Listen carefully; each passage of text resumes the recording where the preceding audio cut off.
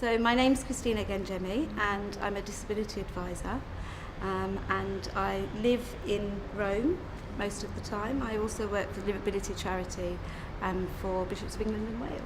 So my work is as a disability advisor is to work with the lives of people with disabilities and make sure that their story is always included in the story of the church. So for many, many years, disabled people have been absent from our parish communities, absent from our stories, our studies of theology, all the work that we do, pastoral work, practical work, everything's designed for a certain type of person.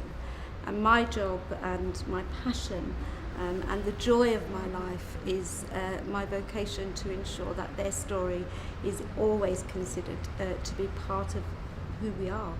That they're not people who are left out, that they're not people who are excluded, but that they belong and they know that they belong within all areas of the church's life. So during this time working alongside people with disabilities in the church, I've always noticed that women with intellectual disabilities seem to be amongst the most discriminated against because their womanhood is not considered. Often they experience double discrimination. Firstly, they're seen as a person with a disability, and so therefore their story is not as included as everybody else's.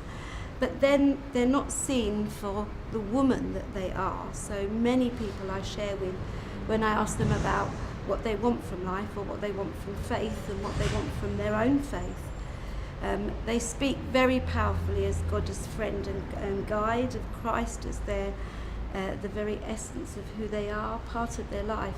But they also say, I would love to be a mother, I would love to be a wife, I would like to be a woman. I've heard that said to me before.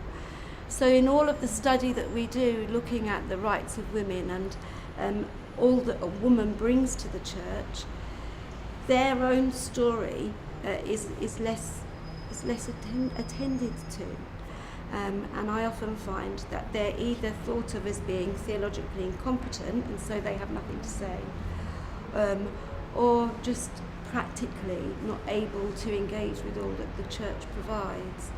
My experience has been very different. I find that people with intellectual disabilities don't have learning difficulties at all. They're very creative learners. And so everything that the church does so creatively is especially accessible to them. And so they learn in silence. They learn away from the catechetical programs and away from the consideration that's given to women, to people in the church. One thing that's very important for me is that it's a time of great change.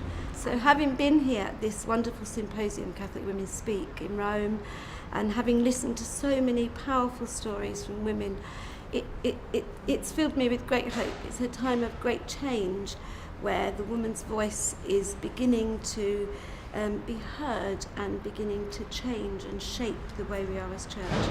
And it's been absolutely wonderful for me to be able to bring the voice of all of the women with intellectual disabilities who I've shared my life with, and to make sure that their voice is here as well. Their story's been included, and that's fantastic. As a Catholic woman, I've been in and out of going to church and not going to church and questioning.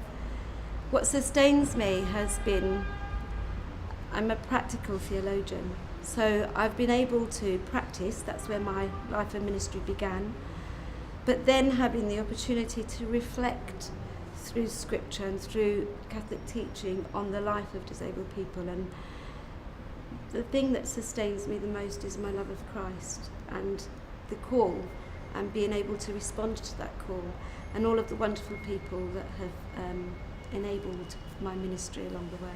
That's what sustains me.